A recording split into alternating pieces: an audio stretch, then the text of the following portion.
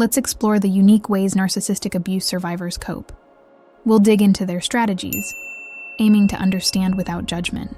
Get set to uncover their mysteries and brace yourself for some eye-opening insights. Number 1. People who suffer from narcissistic abuse often blame themselves a lot. The abuser tricks them into feeling like it's their fault using tricks like making them doubt reality. These survivors start believing they're the problem even when they're not. The self-blame stops them from healing and makes them feel really bad about themselves. But it's important for them to know that it's not their fault. It's the abuser's. Getting help from therapy, friends, and family can make them feel better about themselves and start to move forward. Even though self-blame is hard, knowing it's not your fault and seeking support can help you heal. Number 2. Many people who've been through narcissistic abuse are hypervigilant. They're always on the lookout for signs of manipulation or harm in any relationship. This happens because the abuse messes up their sense of safety and trust. It's like a shield they use to protect themselves from getting hurt again. Sometimes they get super focused on finding problems even when they're not there, which can feel a bit like paranoia. Learning to trust again is really tough for them. Therapy and support groups are super important to help them feel better and learn healthier ways to handle relationships. It's a tough response to a bad experience, and it takes time, support, and professional help to feel okay in future relationships. Number 3.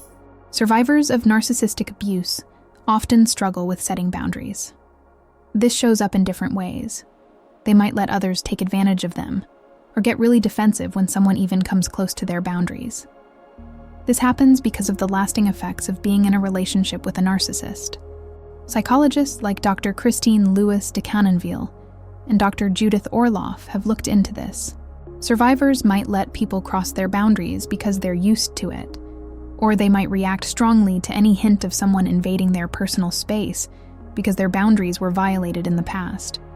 If you're enjoying this informative content, consider subscribing and giving it a thumbs up. Your support means a lot to us. Number 4. Narcissistic abuse survivors often become people pleasers.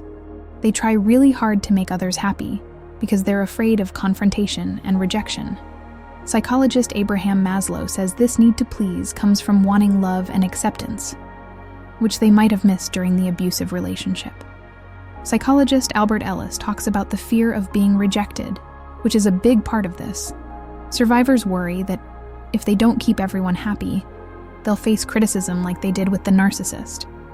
While trying to please others can be a way to survive, it's important for them to find a balance. They need to take care of themselves too, so they don't neglect their own well-being. Number 5. Survivors of narcissistic abuse often isolate themselves. They're scared that if they talk about what happened, no one will believe or understand them. This fear, combined with feeling guilty and worn out, makes them pull away from friends and others to protect themselves. They might even start feeling like they're not good enough for friendships. Isolation becomes a way to protect themselves and cope.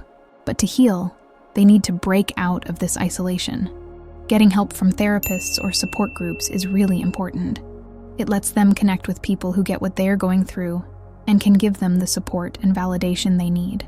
As psychologist Dr. Romani Durvasula says, connecting with others is a big step toward feeling better. The strange behaviors that stem from narcissistic abuse show how deeply it affects someone's mental and emotional health. If you, or someone you know, is going through these behaviors after leaving an abusive relationship, getting professional help, or joining support groups can make a big difference. Healing from this kind of abuse takes time, and it's okay to have these unusual behaviors along the way. The important thing is to notice them, ask for help, and slowly move toward a better and happier life.